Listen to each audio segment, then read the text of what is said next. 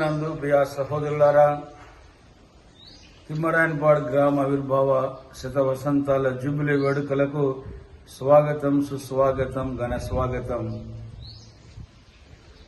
మన గ్రామ జూబిలీ వేడుకల పురస్కరించుకొని ఈనాడు మన గ్రామ బిడ్డలు పునీత రాయప్ప గారి నృత్య నాటికని ప్రదర్శింపబోతూ ఉన్నారు. మరి ఈ నాటకాన్ని మీరందరూ కూడా శ్రద్ధతో తిలకించి నటులందరినీ అభినందించాలని ప్రత్యేకంగా మనవి చేస్తూ ఉన్నాను. మరి నాటకము ద్వారా మన గ్రామ పాలక పునీతులు పునీత రాయప్ప గారు గత 100 సంవత్సరాలు మన గ్రామాన్ని ఎంత గొప్పగా తన అనుగ్రహాలతో దీవిస్తూ ఉన్నారో మనకి కళ్ళ కట్టినట్టుగా మన గ్రామ బిడ్డలు ప్రదర్శించబోతూ ఉన్నారు. అందరూ కూడా భక్తి శ్రద్ధలతో ఈ నాటకాన్ని తిలకించి రాయప్ప గారి ఆదర్శ జీవితాన్ని అనుసరిస్తూ మన విశ్వాస జీవితాలని కొనసాగించుదాం. అందరికీ స్వాగతం, సుస్వాగతం, ఘన స్వాగతం.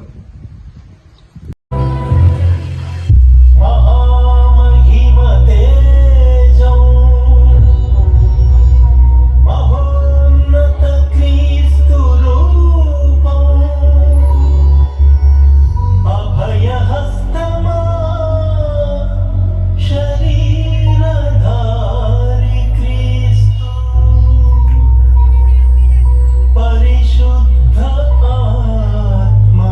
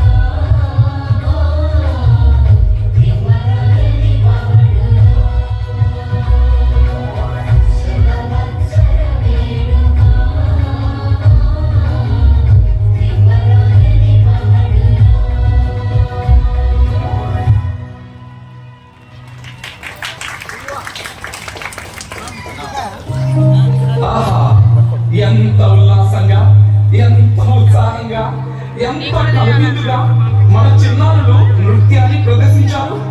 అందరూ గట్టిగా చప్పలతో అందరినీ అభినందించుదాం, ఆశీర్వదించుదాం. అది గలిలియా సరస్సు తీరం. బెస్తలు చేపలు పట్టుకొని తమ జీవనాన్ని సాగిస్తూ ఉన్నారు. రోజు వలె ఆ రోజు కూడా పేతురు, ఆంద్రేయ, యోహాను, యాకోబు వారి సమీప బంధువులతో గలిలియా సరస్సులో వలలు వేస్తూ చేపలను ఈ గలిలియా సరస్సులో చేపలను పట్టుకొని మన కుటుంబాలను పోషిస్తున్నాం కదా. మన వారంతా మనం తెచ్చే చేపల కొరకు ఎదురు చూస్తుంటారు. కాబట్టి త్వరగా సరస్సులోనికి వెళ్ళి చేపలను పట్టి ఇంటికి తీసుకుని వెళ్దాం. ఎందుకంటే మన ఇంటిలోని వారంతా వాటి మీదనే కదా ఆధారపడేది. మనం ఇంటికి త్వరగా వెళ్ళకపోతే భార్యా పిల్లలు ఎలా బ్రతుకుతారు? చిన్నవాళ్ళు ఆకలితో అలమటిస్తూ మన కోసం ఎదురు చూస్తున్నారేమో.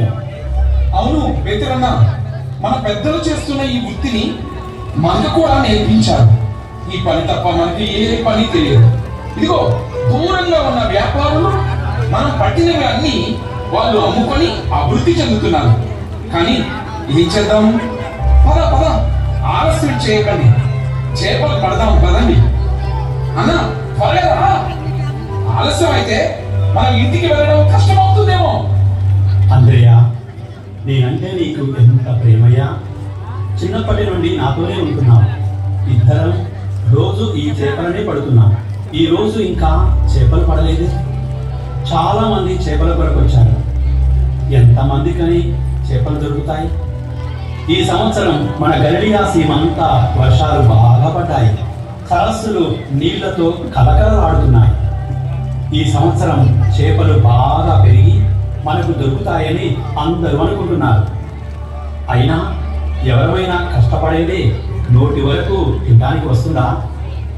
అవునన్నా, మనమే కాక మన ఊరి వారందరూ ఈ చేపలను పట్టే వ్యక్తిని నమ్ముకొని జీవిస్తున్నారు. పేతురన్నా, ఇంకా ఎంతకాలం ఈ చేపలను పట్టే వృత్తిని చేయాలి? అయినా పోయిన సాబత్తు రోజున ప్రార్థనా మందిరానికి వెళితే అక్కడ దేవుని వాక్కు బోధిస్తూ మెస్సయ్య వస్తాడని ప్రకటిస్తాడని నేను విన్నాను. ఇంకా ఎప్పుడు వస్తాడో, ఆ మెస్సయ్య మన బ్రతుకులు ఎప్పుడు మారుస్తారో మన వారందరూ ఎదురు చూస్తున్నారు. నిజంగా మెస్సయ్య వస్తే ఈ పనిని పక్కన పెట్టి ఆయన వెంటే వెళ్తే ఆహా ఎంత బాగుంటుందో కదా. అవునవును, నేను కూడా విన్నాను. ఆయన గురించి వారంతా చెప్తుంటే మళ్ళీ వినబుద్ధి అవుతుంది. మనం ఆయన చూస్తామా? మెస్సయ్య పుట్టాడంట. ఆకాశం నుండి బెత్లెహేం ప్రాంతంలో ఒక గొప్ప తార వెలిసిందంట. ఈ విషయం మన ఊరికి వచ్చిన ఒక పెద్ద ఆయన చెబుతుంటే విన్నాను. ఆయన ఈ సరస్సు ప్రాంతంలో కూడా నడిస్తే నేను చూడాలని ఉంది. అన్నా అచ్చుడు పెద్ద గుంపులు జనం మన వైపే వస్తున్నారు. మనం ఇప్పుడే మెస్సయ్య గురించి మాట్లాడుతున్నాం కదా, అందులో మెస్సయ్య కూడా ఉన్నాడు. అవునన్నా, మనం ఇప్పుడే ఆయన గురించి అనుకుంటున్నాం. ఎంత ఆశ్చర్యంగా ఉంది. వారంతా మన వైపే వస్తున్నారు. మిత్రులారా, మీరంతా ఇక్కడ ఏం చేస్తున్నారు? అయ్యా, మేమంతా చిన్నప్పటి నుండి ఈ సరస్సులో చేపలు పట్టుకుని జీవిస్తున్నాము. ఇదే మా వృత్తి, ఇదే మా జీవనోపాధి. ఈ పని లేకపోతే మేము బ్రతకలేము, మా ఇల్లు గడవదు. అయినా మెస్సయ్య మీరు మా దగ్గరికి రావడం మాకు చాలా ఆశ్చర్యంగా ఉందయ్యా. పేతురు, నీ గురించి ఇక్కడి వారంతా గొప్పగా చెప్తుంటే నేను విన్నాను. నిన్ను చూడాలని నాకు అనిపించింది. ఇక్కడి వారందరికీ నీవే నాయకుడివట కదా, నిజమేనా? మెస్సయ్య, ఇక్కడ ఉన్న మేమంతా కలిసికట్టుగా ఉంటాం. ఎలాంటి సమస్యలు లేకుండా ఉంటున్నాం. ఇదిగో మా తమ్ముడు అంతర్య మీ గురించి ఇప్పుడే చెబుతున్నారు. మీరు పశుపాకలో జన్మించి అనేక ప్రాంతాలలో దేవుని గురించి బోధిస్తున్నట్టుగా చెబుతుంటే నేను విన్నాను, ఎంతో ఆశ్చర్యపోయాను. మిమ్మలను నేను ఎప్పుడు చూస్తానా అని ఆలోచిస్తుండగానే మీరే నా దగ్గరికి వచ్చారు. ఎంత ఆశ్చర్యం, ఎంత ఆనందం! మిమ్మలను నా కళ్ళతో చూడాలనుకున్నాను. ఇప్పుడు చూసి ఎంతో సంతోషిస్తున్నాను. ఈ ప్రాంతంలో ఎంతో మంది రోగులు ఉన్నారయ్యా. వారంతా కూడా మీ రాక కోసమే ఎదురు చూస్తున్నారు. పేతురు, నీ గురించి నాకు తెలుసు, నీ కష్టము నాకు తెలుసు. ఇక్కడ ఉన్న మీరందరూ కూడా ఒకే కుటుంబంగా బ్రతుకుతున్నారని తెలుసు. మీరంతా చేపల కొరకు శ్రమిస్తున్నారు కదా. ఇప్పుడు మీకేమైనా దొరికాయా? లేదు ప్రభు, లేదు. రాత్రంతా కష్టపడ్డాము, కానీ చేపలు దొరకలేదు. ఈ రోజు ఒట్టి చేతులతో ఇంటికి పోవాలి. మా భార్య బిడ్డలు ఏమంటారు? మాకు చాలా బాధగా ఉంది. ఈ రోజు మా తలరాత బాగాలేదయ్యా. పేతురు, మీరు దిగులు పడకండి, నా మాట వినండి. మీరు నా మాట మీద సరస్సులోనికి వెళ్ళి నేను చెప్పిన స్థలంలో మీ వలలు వేయండి. ఒక ప్రయత్నం చేసి చూడండి. మెస్సయ్య, చేపలు ఎక్కడెక్కడ పడతాయో మాకు తెలుసు. మా చిన్నప్పటి నుండి చూస్తున్నా. ఈ రోజు మాత్రం ఎందుకో పడలేదు. అయినా మీ మాట మీద ఇదిగో లోనికి వెళ్ళి వలలను వేస్తాము. పేతురు, మీరు బాధపడకండి, మీకు ఏమీ కాదు. మీరు నా మాట వినండి. తప్పనిసరిగా మీకు మీరు ఊహించిన దానికంటే ఎక్కువగానే చేపలు పడతాయి. అద్భుతాన్ని చూస్తారు. తమ్ముడు అంద్రయ్య, మేమంతా సరస్సులోనికి వెళ్తున్నాం. మీరు కూడా మాతో వస్తారా? అన్నయ్య, మనం త్వరగా వెళ్దాం రండి, ఇప్పటికే ఆలస్యమైంది. ఆంధ్రయ, ఈ సరస్సు తీరాన చాలా మంది చేపలు పడుతున్నారు కదా. అందరి పని చేపలు పట్టడమేనా? ఇంకా ఏ వృత్తులనైనా ఉన్నారా? ప్రభువా, మాకు తెలిసిన పని ఇది ఒకటే. వేరే పనులు మాకు తెలియదు. మేము రోజు చేపలు పడితే తప్ప మా ఇల్లు గడవదు. దొరకని రోజున చాలా సార్లు మేము వస్తువులు ఉన్నాము. ఈ రోజు కూడా దొరకపోతే అందరూ వస్తూ ఉండాల్సిందే. ఆంధ్రయ, నా మాట మీద నమ్మకం పెట్టండి. ఈరోజు మీ వాళ్లకు చేపలు తప్పకుండా దొరుకుతాయి. మీరు దిగులు పడకండి. నేను చెప్పిన ప్రాంతంలో వలలు వేయడానికి మీ వారు వెళ్ళారు కదా, వారు చేపలతోనే వస్తారు.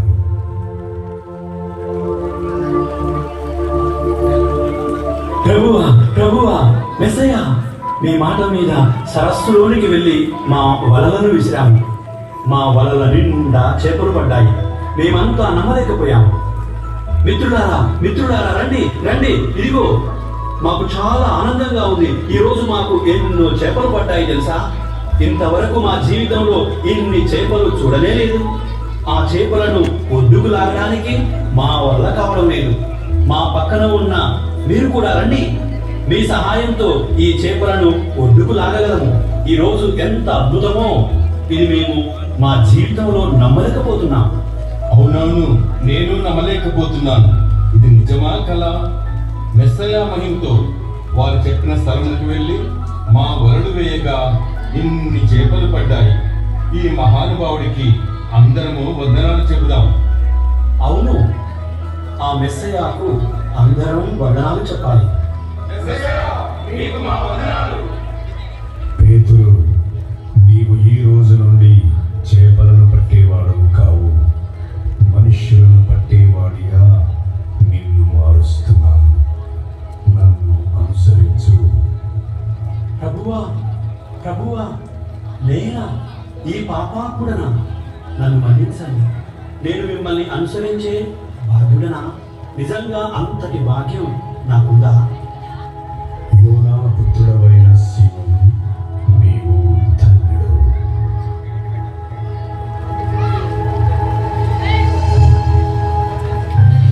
2000 సంవత్సరాల క్రితం ప్రస్తుతం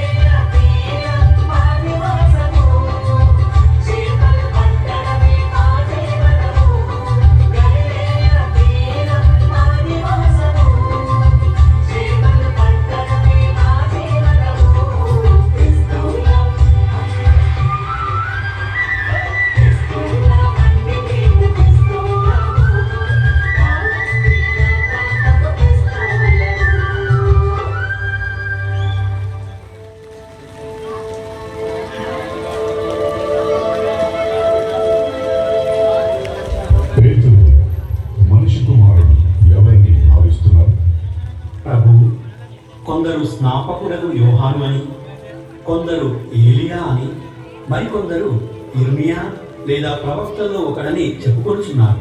మరి నేనెవరని మీరు భావిస్తున్నారు? ప్రభు, నీవు సజీవుడవగు దేవుని కుమారుడవగు క్రీస్తు. యోనా పుత్రుడవైన సీమోను, నీవు ధన్యుడు. నీకు ఈ విషయాన్ని తెలియజేసింది పరలోకమందున్న నా తండ్రియే కాని రక్త మాంసములు కావు. నీవు పేతురు, ఈ రాతి మీద నా సంఘాన్ని నిర్మిస్తాను. నరక శక్తులు దీనిని జయింపజాలు. నేను నీకు పరలోక రాజ్యపు తాళం చెవులు ఇస్తాను. భూలోకమందు నీవు దేనిని విప్పుతావో అవి పరలోకమందు విప్పబడతాయి. భూలోకమందు నీవు దేనిని బంధిస్తావో అది పరలోకమందు బంధింపబడుతుంది. ప్రభువా, మీరు దేవుని కుమారుడై ఉండి నాకు ఇంత భాగ్యం ఇవ్వడం గొప్ప విషయమే. కానీ నేను అందుకు అర్హుడనా? ఈ భాగ్యాన్ని నేను మోయగలనా? ఈ బాధ్యతను నేను స్వీకరించగలనా? పేతురు, నేను నిన్ను దీవిస్తున్నాను. నీతో నేను ఉన్నాను కదా. ఈరోజు శిష్యులందరికీ నిన్ను నాయకునిగా నియమిస్తున్నాను. నీతి నియమాలతో ప్రజలను నడిపించు. ప్రజలారా, నాతో ఉన్న శిష్యులారా, మీరంతా ఇదిగో నేను నియమించిన పేతురు వంక చూడండి. ఇక నుండి మిమ్మల్ని నడిపించడానికి నా తరువాత మీకు నాయకుడిగా ఉంటాడు. అంతేకాదు, నా వెంట సమస్తాన్ని విడిచిపెట్టి అనుసరిస్తున్న మీకు కూడా నా అభిషేకాన్ని ఇస్తున్నాను. దుష్ట ఆత్మలను పారద్రోడానికి, సకల వ్యాధి బాధలను పోగొట్టడానికి మీకు నేను ప్రతీకారం ఇస్తున్నాను. ప్రభువా, ఇక్కడ ఉన్న వారంతా నీ శిష్యులే. వీరంతా వివిధ ప్రాంతాల నుండి వచ్చారు. మీరంటే వీరికి చాలా ప్రేమ. వీరందరినీ దీవించండి. ఇదిగో, ఈ రోజు నుండి మిమ్మలను అపోస్తలులు అని పేరు పెట్టి పిలుస్తున్నాను. మీకు నేనే స్వయంగా అధికారం ఇస్తున్నాను. మీ అందరికీ పేతురు నాయకుడుగా ఉంటాడు. నా తర్వాత బాధ్యతలను మోయవలసిన వాడు పేతురే. ఈ రాయి మీదనే నా సంఘాన్ని నిర్మిస్తున్నాను. మీరంతా 12 స్తంభాలుగా ఈ సంఘాన్ని అభివృద్ధి పరచవలసి ఉంటుంది. ప్రపంచమంతటా సువార్తను బోధించవలసిన బాధ్యత మీ చేతుల్లో పెడుతున్నాను. ధన్యులం ప్రభువా, మీ బోధనలే మాకు కొండంత బలం. మీరు మాతో ఉన్నంత కాలం ఈ పరిచర్యలో ఎలాంటి లోటు రాకుండా జాగ్రత్త పడతాము.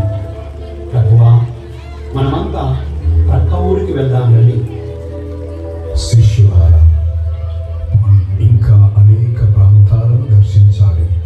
రండి, మనకు రాయప్పగారే దారి చూపిస్తారు.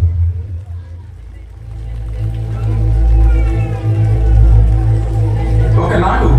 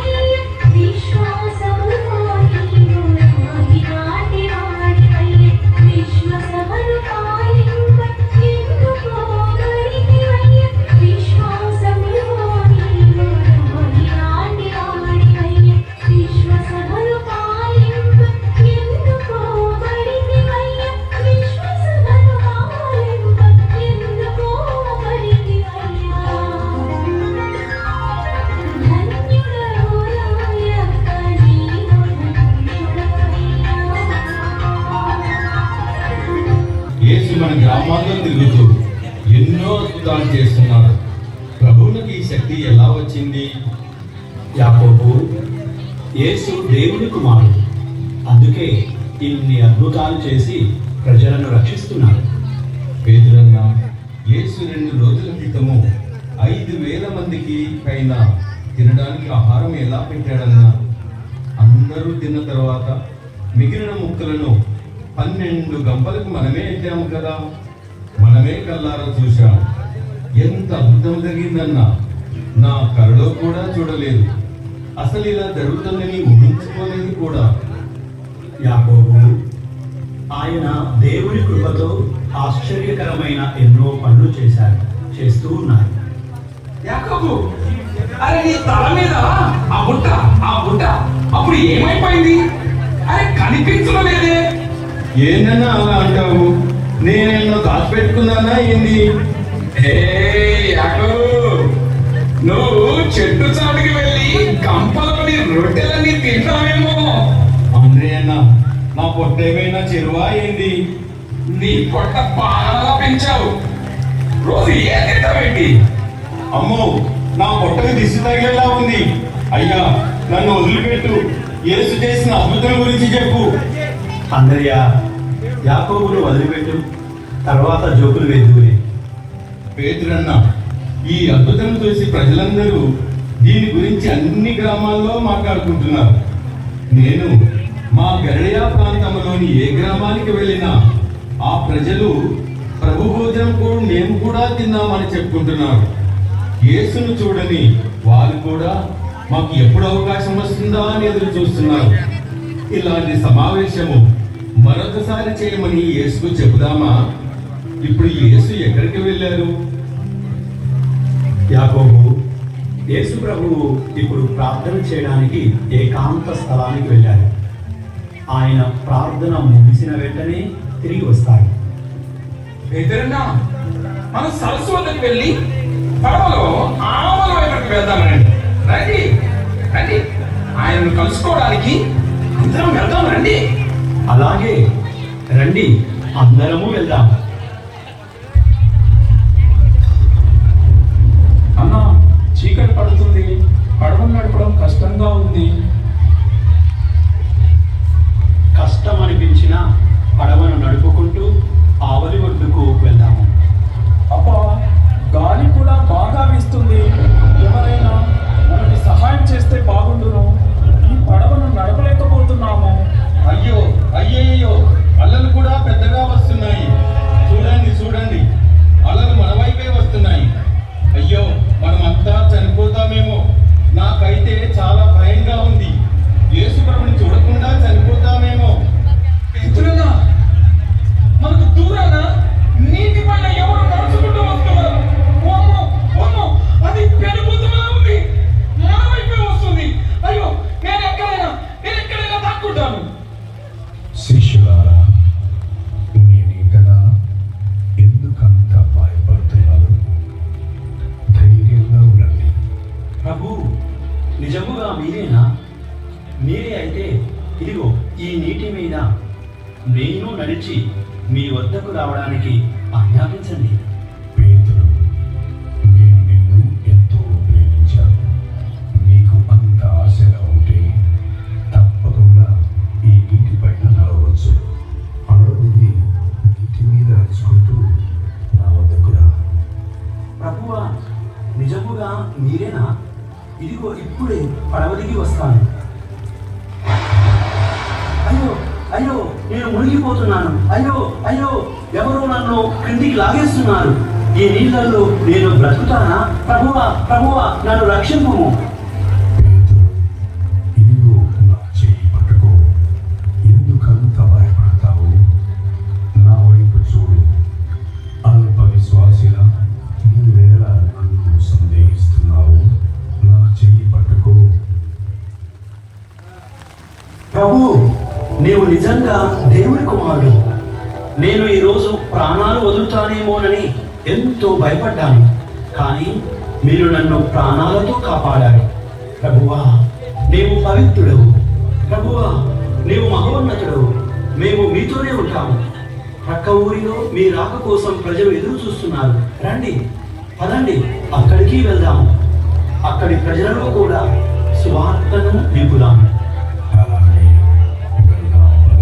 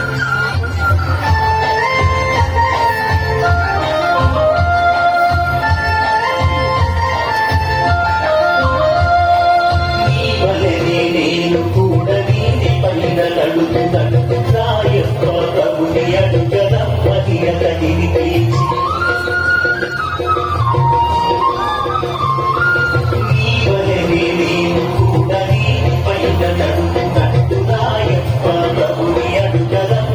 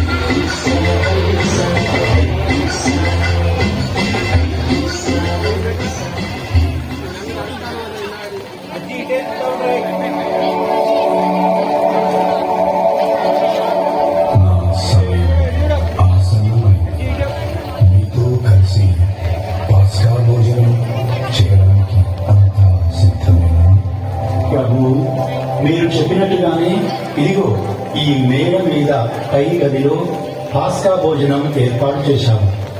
రండి, అందరము కూర్చొని భోజనం చేద్దాం. ప్రభు, మీతో కలిసి మేమంతా భోజనం చేయడం మా అదృష్టంగా భావిస్తున్నాం. ఈ పాస్కా భోజనం మీరు తప్పకుండా అర్థం చేసుకుంటారు. నా మరణానంతరం ఈ పాస్కా భోజనం మీకు అర్థమవుతుంది. అయినా మీలో ఒకడు నన్ను శత్రువులకు అప్పగించనున్నారు. ప్రభు నేనా? ప్రభు నేనా? నేనా ప్రభు? ప్రభు నేనా? ప్రభు నేనా? ప్రభు, అందరూ మేము విడిచిపెట్టినా నేను మాత్రం మిమ్మలను ఎప్పటికీ విడిచిపెట్టను. నీవును గలిలయ నివాసియగు యేసుతో ఉన్నవాడు కాదా? నీవు చెప్పినదేదో నాకు తెలియనే తెలియదు. నాకేమీ అర్థం కావడం లేదు. నేను ఎప్పుడు ఆయనతో లేనే లేను. మీరు నజరేయుడగు యేసుతో ఎప్పుడు ఉండేవారు కాదా? ఆ మనిషి ఎవరో నాకు తెలియనే తెలియదు. ఇప్పుడు నేను ఆయన మాట వింటున్నాను. ఆ పేరు నేను ఇంతకు ముందు ఎప్పుడూ విననే లేదు. లేదు లేదు, నీవు నిస్సందేహముగా ఆయన తోటి వారిలలో ఒకడవు. నీ మాట తీరు చూస్తుంటే నాకు అదే అర్థమవుతుంది. నేను ఆ వ్యక్తిని ఎరుగనే ఎరుగను. అవసరమైతే ఎక్కడ ప్రమాణం చేయమంటే అక్కడ ప్రమాణం చేస్తాను. కోడి కూయక ముందే నీవు ముమ్మార్లు నన్ను ఎరుగునందు అని యేసు చెప్పిన మాటను పేతురు గిఫ్టికి తెచ్చుకొని వెక్కి వెక్కి ఏడుస్తాడు. తన గురువు యేసుక్రీస్తు పడిన శ్రమలు, పొందిన మరణము చూచి రాయప్ప గుండె తట్టుకోలేకపోయింది. తన శ్రమల గురించి ప్రభువు చెప్పినప్పుడు అలా జరగకూడదని రాయప్ప గారు అడ్డుపడ్డారు. యేసుక్రీస్తు శ్రమలు పాలయ్యారు. ప్రభువు రాయప్పతో, ఈ రాత్రి కోడి పోయక ముందే నీవు నన్ను ఎరుగని ముమ్మారు పలికెదవు అని చెప్పాడు. రాయప్ప గారు ప్రభువు చెప్పినట్లుగానే భోంకాడు. కానీ అది విశ్వాస లోపం వల్ల కాదు, మానవ పరంగా భౌతికంగా వచ్చిన భయం, పిరికితనం వల్ల అలా జరిగింది. ఆ బాధ, ఆ క్షణం ఎలా జరిగింది చూద్దామా?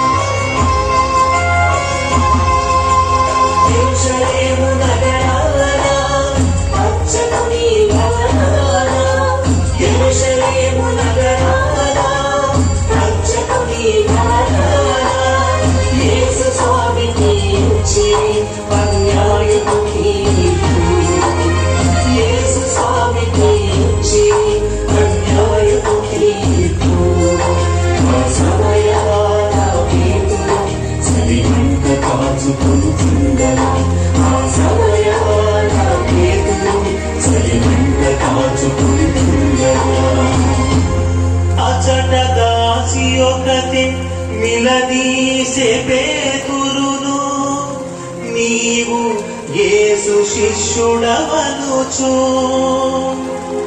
నేనాయనను ఎరుగనని చెప్పి పేతురు తొలినాముకి సేవేలా నా యొక్క కన్నీరు కాచి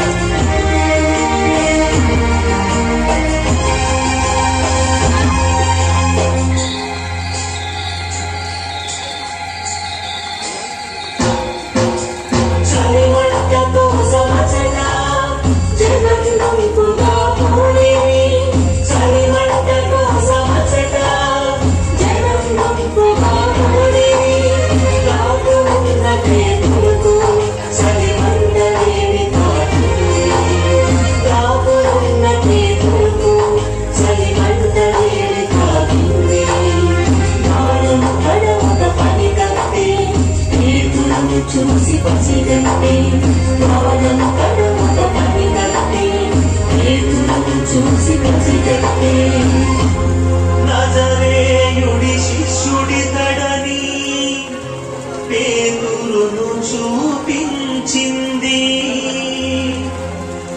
నేనాయనను ఎరుగదని చెప్పెను పేతురు తొలినాముకి సేవేలా నా యొక్క కన్నీరు కాచి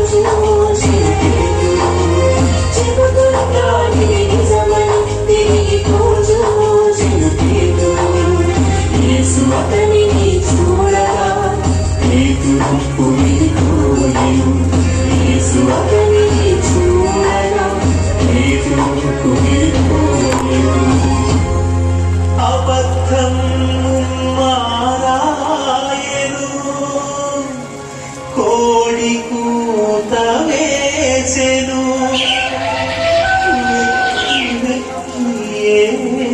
ఏడ్చెను పేతురు తొలినాముకి సేవేలా చలిమంటలేని సేవేలా తొలినాముకి సేవేలా చలిమంటలేని సేవేలా రైతు నిరులవేచేవేళ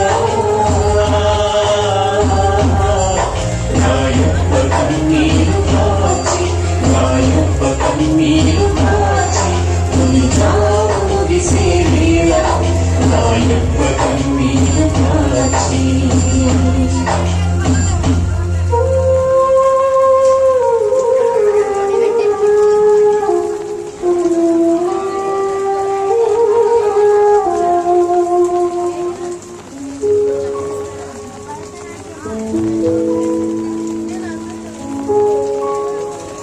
సోదరులారా, మన ప్రభువు మరణించి నేటికి 3 రోజులైంది.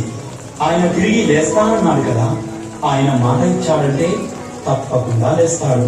కాబట్టి ఆయన పునరుత్థానానికై ఎదురు చూద్దాము. అవునన్నా, నిజమే. యేసు ప్రభు 3వ రోజు తిరిగి లేస్తానని చెప్పడం మనందరం విన్నాము కదా. తప్పకుండా ఆయన ఉత్థానం గురించి కొంత భయంగా ఉన్నా ఆయన చూసే భాగ్యం నిజంగా లభిస్తుందని అంటావా?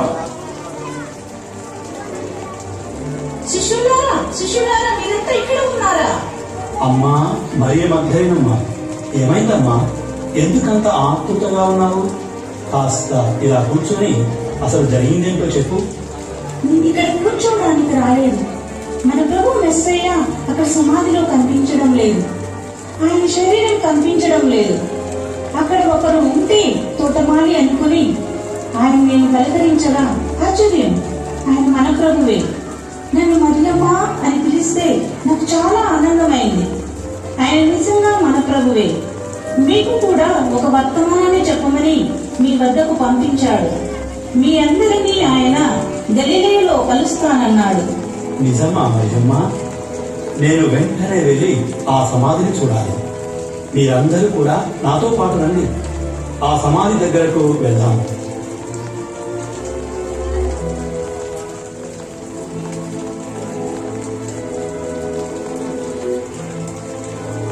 అవును, నిజంగానే యేసు ప్రభు సమాధిలో లేడు. ఆయన నిజంగానే తిరిగి లేచినట్లున్నారు. 3వ రోజు తిరిగి లేస్తానని మన ప్రభువు మనతో చెప్పలేదా? ఆయన నిజంగానే లేచాడు. ఇప్పుడు మనమంతా ఆ ప్రభు కోసం ఎదురు చూద్దాం. అందరం కలిసి ప్రార్థనలో ఉందాం.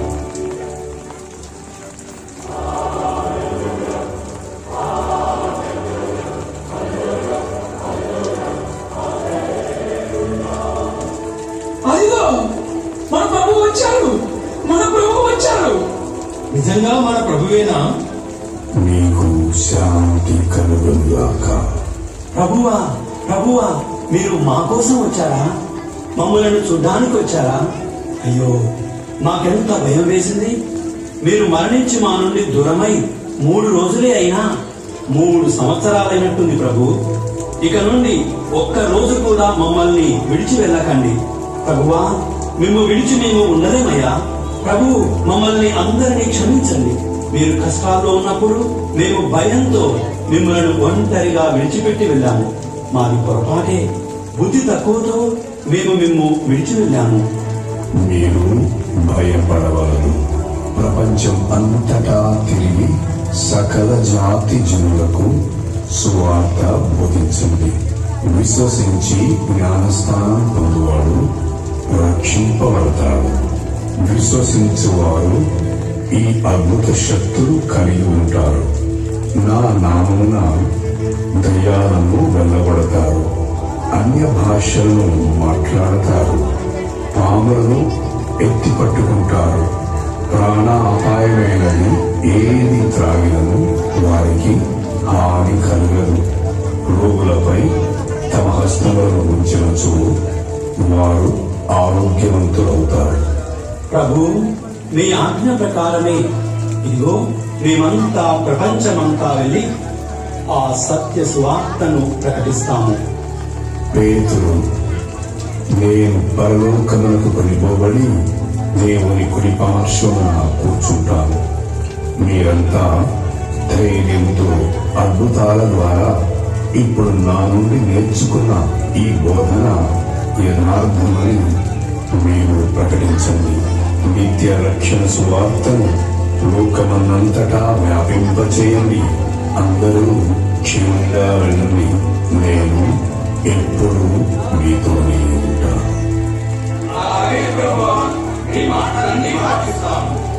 అందరం ప్రజల దగ్గరకు వెళ్దాం రండి. పదండి పదండి.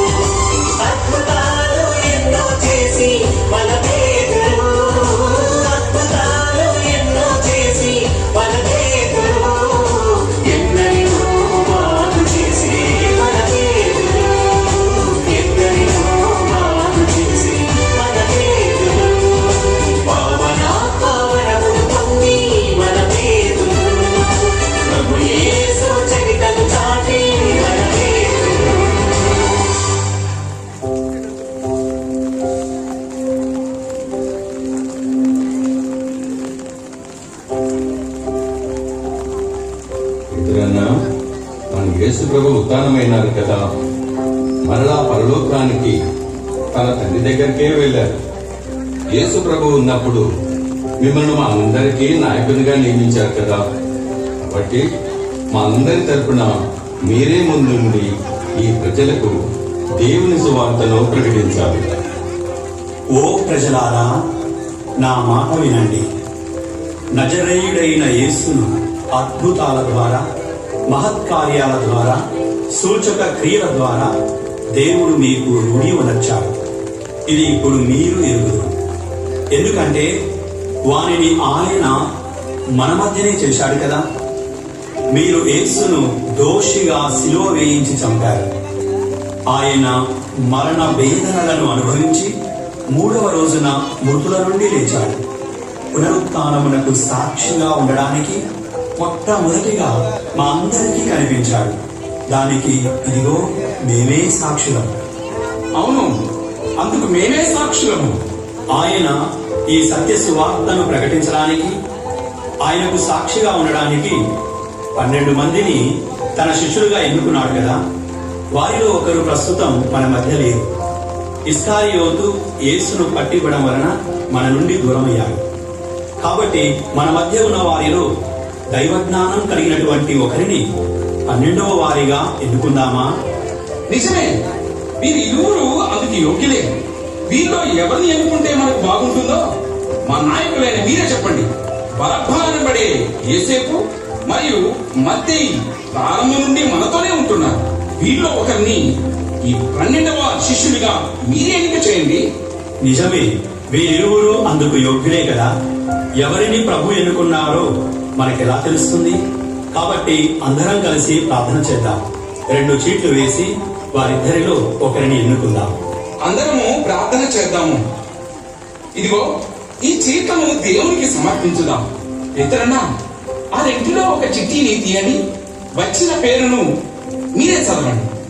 అలాగే, ఇదిగో ఇందులో ఒక చిట్టి తీశాను. ఇందులో మత్తయి పేరు రాసి ఉంది. కాబట్టి ఈ రోజు నుండి మత్తయి కూడా మనలో ఒకరిగా ఉంటాడు. అందరికీ వందనాలన్నా. మీలో నన్ను ఒకరిగా చేర్చుకున్నందులకు ఈ రోజు నుండి యేసు సువార్తను ప్రజలకు అందిస్తానన్నా. అందరం కలిసి దేవుని స్తుతించుదాం. ఆ ప్రభువు మన పరిచర్యలో అందరికీ తోడుగా ఉంటాడు. అయ్యలారా, అమ్మలారా, నాకు ఏమైనా సహాయం చేయండి. నేను కుంటివాడిని. మీలో ఎవరైనా నాకు ధర్మం చేయండి. నన్ను ఆదుకొనండి. ఆకలిగా ఉంది. అయ్యలారా, అమ్మలారా, ధర్మం చేయండి. నీకేం పనిలేదా? అలా వస్తున్నావు? అయ్యా, అయ్యా, నాకు చాలా ఆకలిగా ఉంది. నేను ఎక్కువగా నడవలేను. సహోదరా, భయపడకు. నీవు మా వైపు చూడు. మా వద్ద వెండి కానీ బంగారం కానీ లేవు, కానీ మా వద్ద ఉన్నదే మీకు ఇస్తాము. అయ్యా, మీ వద్ద ఉన్నదే నాకు ఇవ్వండి. ఏది ఇచ్చినా తీసుకుంటా. నజరేయుడైన యేసు పేరిట నీవు లేచి చక్కగా నడువుము. నీకు అంతా మంచే జరుగుతుంది. అయ్యా, నాకు అంత భాగ్యమా? ఇంత మంచి కానుక నాకు ఇస్తున్నారా? నిజంగా యేసు పేరిట నేను నడవగలనా? అంత అదృష్టం నాకు ఉందా? దేవా, ఇంత గొప్ప భాగ్యం వీరి ద్వారా నాకు ఇచ్చావా? వీరిని నా కోసమే పంపావా? ఈ కుంటివాణ్ణి ఇంతకాలం ఎక్కడ వదిలిపెట్టావు దేవా? ఇన్నాళ్లకు ఈ కుంటివానిపై కరుణ చూపావా దేవా? సహోదరా, నీవు లేచి నడువుము. నజరేయుడైన యేసు ఈ వాక్యమును నీకిస్తున్నాడు. యేసు, నీకు వందనాలయ్యా. నేను నడవగలుగుతున్నాను. యేసు పేరిట నన్ను నడిపించినందుకు మీకు వందనాలయ్యా. ప్రజలారా, మీరేలా ఆశ్చర్యపోయి చూస్తున్నారు? మేము మా స్వశక్తి చేత గాని భక్తి చేత గాని ఈ పని చేయలేదు. యేసు మాకిచ్చిన అధికారంతోనే చేశాడు. దేవుడు మానవుల రక్షకునిగా తన కుమారుణ్ణి ఈ లోకానికి పంపాడు. ఆ యేసు మాకిచ్చిన అధికారమే ఇదిగో ఈ రోజు మీ కళ్ళ ముందు కనిపిస్తుంది. ఈ కుంటివాడు లేచి నడిచేలా చేసింది ఆ ప్రభువే. అయ్యా, మీ శిష్యులందరూ యేసు నామమున చాలా అద్భుతాలు చేస్తున్నారు అని చెప్పుకుంటూనే విన్నాను. కానీ ఇప్పుడు నా కళ్ళారా చూశాను. నాలాగే ఈ ప్రాంతంలో చాలా మంది రోగులు ఉన్నారు. వాళ్ళంతా నాలాగే మీకోసం ఎదురు చూస్తున్నారయ్యా. ప్రియమైన ప్రజలారా, ఇది నా గొప్పతనం కాదు. నజరేయుడైన యేసు మా అందరికీ తన అధికారాన్ని ఇచ్చాడు. ఆయన మహిమతోనే ఈ గొప్ప కార్యాలు మేము చేయగలుగుతున్నాం. సదా ఆయనకు మహిమ కలుగునుగాక. అయ్యా, మీ మీద నమ్మకంతోనే యెరూషలేము చుట్టూ ఉన్న గ్రామాల నుండి ఎంతో మంది జనం వివిధ రకాల జబ్బులతో ఉన్నవారిని మీ దగ్గరకు తీసుకుని వస్తున్నారయ్యా. ఒక్క విషయం అందరూ తెలుసుకోండి. నేను కానీ ఇక్కడ ఉన్న మా సహోదరులు కానీ మా స్వశక్తిచే ఈ అద్భుతాలు చేయడం లేదు. మీరంతా ప్రభువు మీద ఆధారపడండి. ఆయన మా ద్వారా ఈ అద్భుత కార్యాలు జరిపిస్తున్నందులకు మేమెంతో సంతోషిస్తున్నాం. ఎదురన్నా ఇప్పటికే చాలా పొద్దుపోయింది, పోదాం రండి. నిజమే, ఇంకా అనేక ప్రాంతాలలో ప్రభు మనకు ఆజ్ఞాపించిన స్వార్థను ప్రకటించాలి. రండి రండి.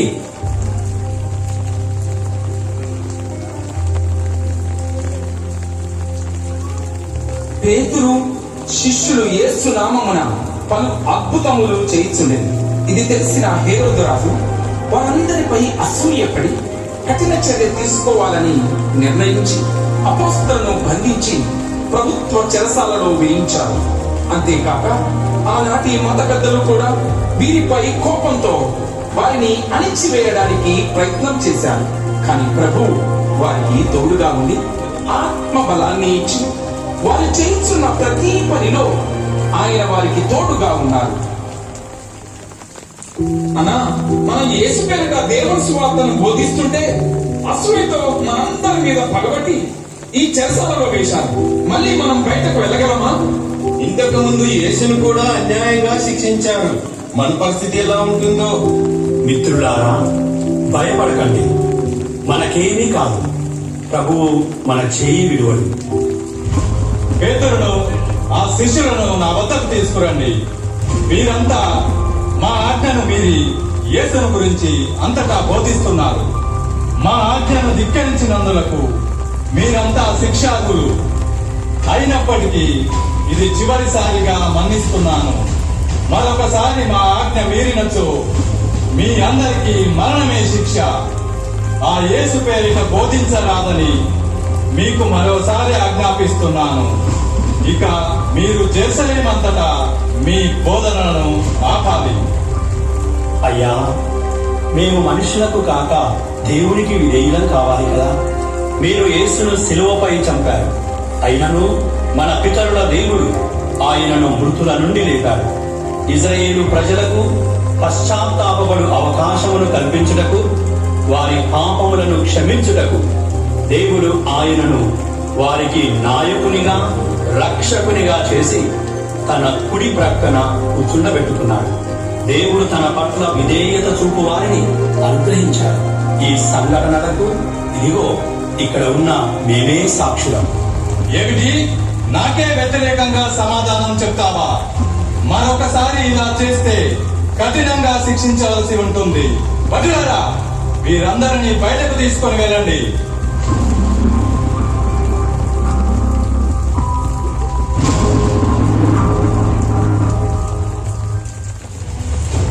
శిష్యులందరూ బయటకు వచ్చిన తర్వాత పేతురు శిష్యులందరినీ వివిధ దేశాలకు వెళ్ళవలసిందిగా ఆజ్ఞాపిస్తాడు. పేతురు రోమా పట్టణంకు వెళ్ళగా తోమాసు గారు మన భారతదేశానికి వస్తారు. రోమా పట్టణంలో పేతురు గారు యేసు సువార్తను నలుమూలలా బోధిస్తూ ఉంటారు. వారి బోధనను వినడానికి ప్రజలు గుంపులు గుంపులుగా వస్తుంటారు. ఇది గమనించిన రోమా పట్టణ రాజు నీరో చక్రవర్తి భటులతో పేతురు గారిని పిలిపిస్తాడు. ఆ సన్నివేశము చూస్తామా? మీరు యేసు పేరిట బోధింపరాదని మేము ఖండితంగా ఆజ్ఞాపించితిమి. అయినను మీరు ఈ పట్టణం అంతటా బోధనలను వ్యాపింపచేసితిరి. అయ్యా, నేను నా స్వశక్తితో ఈ పనులు చేయలేదు. ఆ ప్రభు ఆజ్ఞతోనే, ఆయన దీవెనలతోనే నేనిన్ని పనులు చేస్తున్నాను. ఎవరక్కడ? భటులారా, నన్ను ఎదిరించిన ఈ దుష్టుని కొరడాలతో కొట్టండి. అంతేకాదు, మన రాజ్యంలో అత్యంత పెద్ద శిక్ష, సిలువ వేసి పేతురును చంపండి. అయ్యా, మీ ఆజ్ఞ ప్రకారమే నన్ను చంపండి. కానీ మా ప్రభు యేసుక్రీస్తులా సిలువ వేయకుండా నన్ను సిలువకు తలకిందులుగా సిలువ వేయబడి చంపండి. ఇది నా చివరి కోరిక. భటులారా, ఆయన కోరుకున్నట్టుగానే తలకిందులుగా సిలువ వేయండి. అయ్యలారా, అమ్మలారా, మన ప్రభువైన యేసుక్రీస్తు నన్ను సంఘానికి నాయకునిగా నియమించాడు. ఆయన పడిన శ్రమలకు ఇదిగో నేనే సాక్షిని. ఆయన ఉపదేశాలకు ఇదిగో నేనే సాక్షిని. ఆయన నాకిచ్చిన గొప్ప బాధ్యత ఇదిగో ఈ రోజు నాకెంతో సంతోషంగా ఉంది. నా మరణం ద్వారా దేవుని మహిమపరచడం నేను గొప్ప అదృష్టంగా భావిస్తున్నాను. మీరు కూడా ఆయన మహిమలో భాగస్థులగుటకు సిద్ధం కండి. సంఘ పెద్దలారా, యువతీ యువకులారా, అయ్యలారా, అమ్మలారా, బాలబాలికలారా, మీరందరూ వినయం అనే వస్త్రాన్ని ధరించండి. మెలకువతో జాగరూకులై ఉండండి. మీ శత్రువు అయిన సైతాను గర్జించు సింహం వలె మిమ్ము కబలించడానికి సిద్ధపడుతున్నాడు. దృఢ విశ్వాసం కలిగి జీవించండి. కృపామయుడగు దేవుని మహిమలో మీరును భాగస్వాములుగా ఉండడానికి ఆయన మిమ్మందరినీ ఆహ్వానిస్తున్నాడు. ప్రియులారా, క్రీస్తునందు మీకు సమాధానం కలుగునుగాక. భటులారా, ఈయనను వెంటనే తీసుకొని వెళ్ళి సిలువ వేయండి.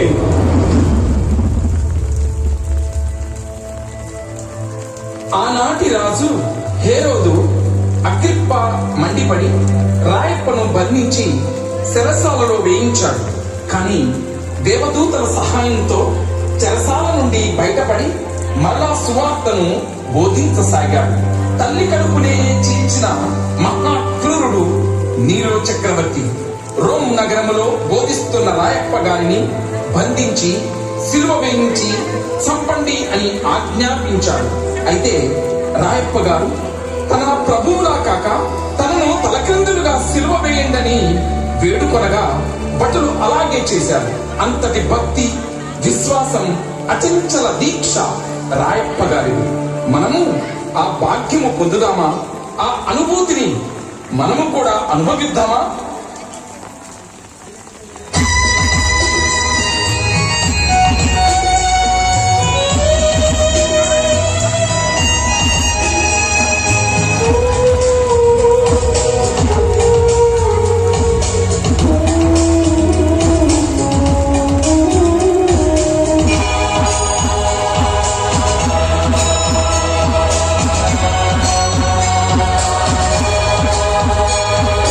శిక్ష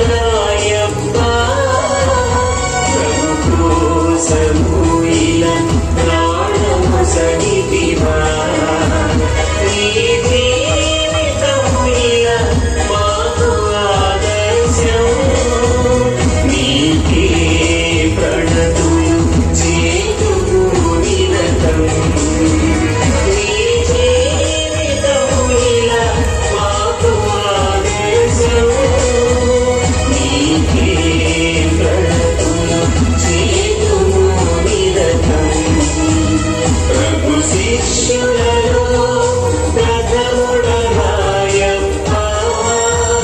ప్రభు కోసము ఇలా ప్రాణము సగితివా.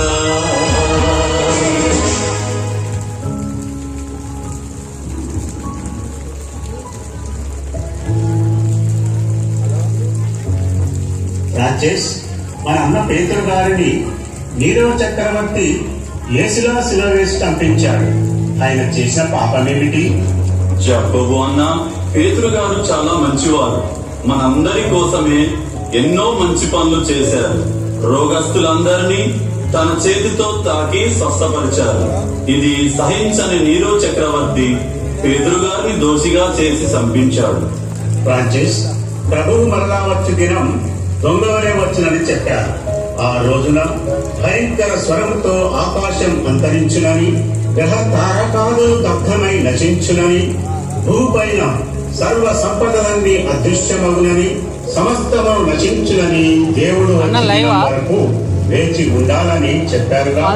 అవును, మనమంతా భయపడకుండా మంచి మార్గంలో నడుస్తూ పేతురు గారు చెప్పిన బోధనల ప్రకారం నడుద్దాం. పేతురు గారు యేసుగా చూపిన ప్రేమ, త్యాగం, నిర్మలత్వం, ధైర్యములు ఎంతో గొప్పవి ఫ్రాన్సిస్. నిజమే, పేతురు గారిలో కపటం లేదు. కరుణ, జాలి, నమ్మకం, విశ్వాసంతో ముందుకు సాగి మనల్ని నడిపించాడు. మనం కూడా ఎన్ని కష్టాలు వచ్చినా వెనుకకు వెళ్ళవద్దు. వారు తెలిపిన సువార్తను అందరికీ బోధిద్దాం. అలాగే దేవుని నమ్మిన ప్రతి ఒక్కరూ ఓ నిరీక్షణలో ఉంటారు. ఎందుకంటే మరణం తర్వాత మన జీవితం అంతమైపోదు. తర్వాత మళ్ళీ జీవితం ఉంటుంది. అదే శాశ్వతమైనది. ఆత్మ దేహాన్ని విడిచిపెట్టిన తర్వాత అది దేవుని దగ్గరకు వెళుతుంది. నిరంతరం దేవుడితో గడపడమే అక్కడ నిత్య కృత్యం. దేవదూతలతో కలిసి ప్రభువును స్తుతిస్తూ ఆయన సన్నిధిలో ఉంటుంది. ప్రభువు వాగ్దానం చేశాడని పేతురు గారు మనకు చెప్పారు. కాబట్టి మనమంతా మంచి మార్గంలో నడుస్తూ అందరినీ నడిపిద్దాం. అలాగే అన్న, మనం చేయవలసిన పనులు చాలా ఉన్నాయి కదా, వెళ్ళుదాము పదా అన్న.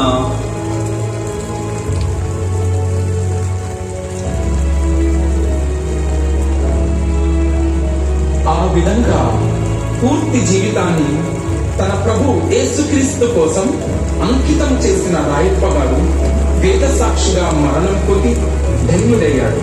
అలాంటి ధన్యత కోరుకుంటే వచ్చేది కాదు, అనుసరిస్తే వచ్చేది, భక్తితో వచ్చేది, విశ్వాసంతో వచ్చేది. ఆ విశ్వాసం అచంచలమై ఉండి శిలా సదృష్టమైంది. కాబట్టి రాయప్ప గారిని రాయప్ప అని పిలిచారు యేసు ప్రభు.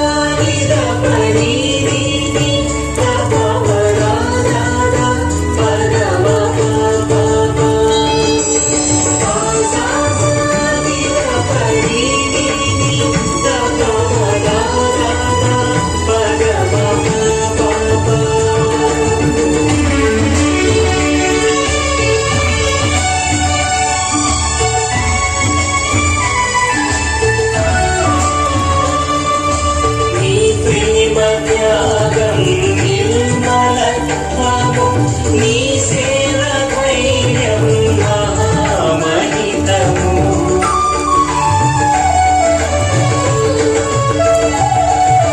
నీ ప్రేమ త్యాగం నిర్మలత్వము నీ సేవ ధైర్యం మహితము నీ ప్రేరణ మాకు నిత్యము బలము నీ ప్రేరణ మాకు నిత్యము బలము నీ ప్రార్థనే మాకు ఎంతో అవసరం నీ ప్రార్థనే మాకు ఎంతో అవసరం నీ దయాళం వరాలా ఆశ్రీస భయేలికవయ్యా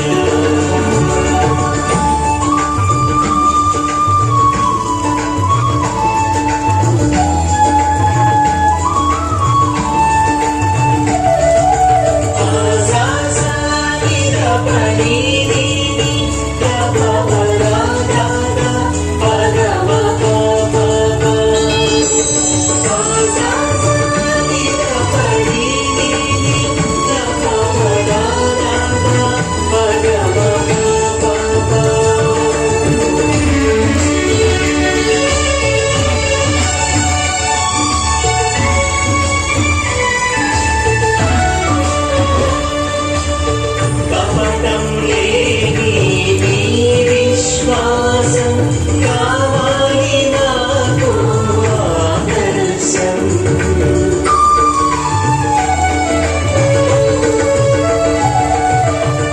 కపటం లేని నీ విశ్వాసం కావాలి నాకు ఆదర్శం కరుణ కలిగిన నీ పుణ్య చరితం కరుణ కలిగిన నీ పుణ్య చరితం అనుసరణీయం వనవరతం అనుసరణీయం వనవరతం పునీతరాయ పదారా మా శ్రీ సభయేలికవయ్యా పునీతరాయ పదారా మా శ్రీ సభయేలికవయ్యా నీతినే నా వందనమయ్యా నీతినే నా వందనమయ్యా పంపిల నడిపించుమయ్యా పునీతరాయ పదారా మా శ్రీ సభయేలికవయ్యా భక్తులారా, ఇప్పటి వరకు మనమందరం కూడా పునీత రాయప్ప గారు నృత్య నాటికని తిలకించాము.